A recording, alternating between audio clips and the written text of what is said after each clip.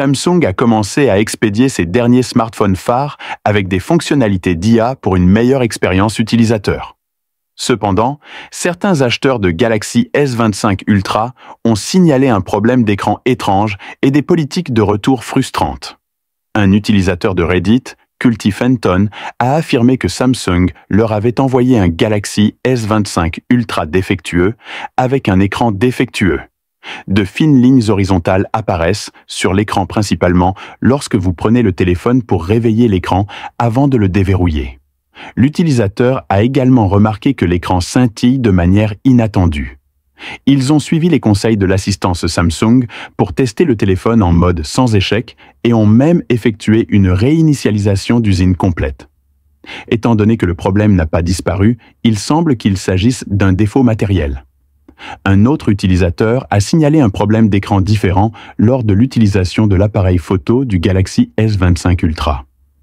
L'écran affichait plusieurs lignes verticales lors du basculement entre les niveaux de zoom à l'aide de l'interface utilisateur Zoom Rocker. Ce problème semble pire que le problème de flashage, mais il semble s'agir d'un bug logiciel.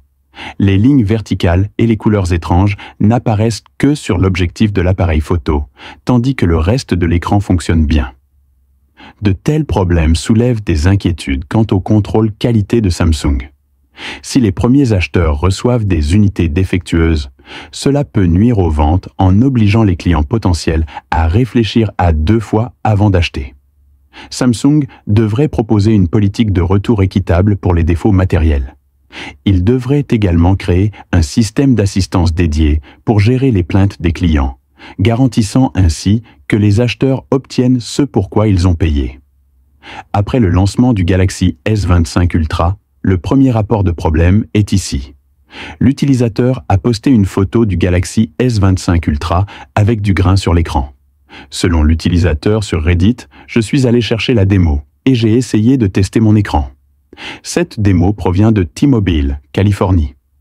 Grains mauvais, semblables à des miroirs. Eh bien, je n'ai trouvé que des grains notables sur le dégradé rouge. Les cavités, toutes à luminosité maximale. L'éclairage du magasin était très fort, donc je ne pouvais voir qu'à pleine luminosité. Malheureusement, il est frustrant de voir le miroir même à la luminosité maximale. Malheureusement, il est frustrant de voir Mira même à la luminosité maximale. Mon Galaxy S25 Ultra est en route. J'attendais le S25 depuis que j'ai reçu le S24 Plus, parce que je ne supporte pas la qualité d'affichage en basse lumière. La seule fois où je remarque la qualité de mon écran, c'est lorsque je regarde un film, ce qui signifie que je remarque toujours la qualité de l'affichage car je regarde des films dans le noir. Et tous les films de nos jours sont très sombres.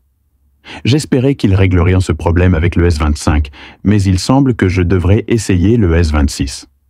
Si mon appareil est défectueux, soyons honnêtes, il s'agit d'un défaut de fabrication.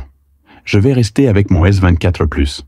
Avec les ultras livrés avec le S Pen, les trous de collecteur de poussière sous les anneaux de l'appareil photo et le fait qu'il soit laid. Et ce miroir, c'est juste un défaut très mineur que Samsung a choisi de faire. Je ne parle pas du processeur le plus rapide avec les meilleurs yeux sur un téléphone qui semble dater de 2020. C'est le premier signalement de ce problème. Qu'est-ce que tu penses de ça? Commentez ci-dessous. Samsung a réussi à résoudre le problème d'affichage granuleux qui affectait certaines unités Galaxy S24 Ultra, bien qu'il n'offre pas de panneau OLED amélioré dans le Galaxy S25 Ultra. Le célèbre leaker Asuniverse a testé l'écran du S25 Ultra et a confirmé que le problème avait été complètement éliminé.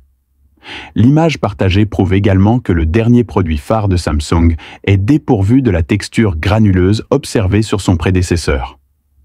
Ice Universe a comparé les écrans du Galaxy S25 Ultra, du S24 Ultra, du OnePlus 13 et de l'Oppo Find X8. La différence était claire. À faible luminosité, le S24 Ultra a montré un décalage de couleur notable, entraînant le problème de grain bien connu. Samsung a réussi à corriger ce défaut en améliorant sa technologie d'affichage, tout en continuant à utiliser la combinaison de matériaux M13 trouvée dans les panneaux OLED du S24 Ultra. Pendant ce temps, Les téléphones phares de OnePlus et Oppo soulignent à quel point la concurrence est intense pour les écrans OLED, offrant une précision des couleurs impressionnante et des performances en faible luminosité. Samsung a réussi presque tout avec le Galaxy S25 Ultra, à l'exception du S Pen. La société a remplacé l'ancien S Pen compatible Bluetooth par un S Pen standard, suscitant la controverse parmi les fans de longue date.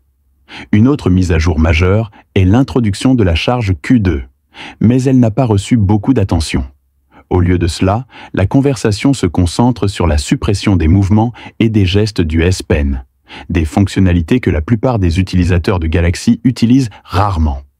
C'est tout pour aujourd'hui. Merci d'avoir regardé avec vous Android+. Au revoir.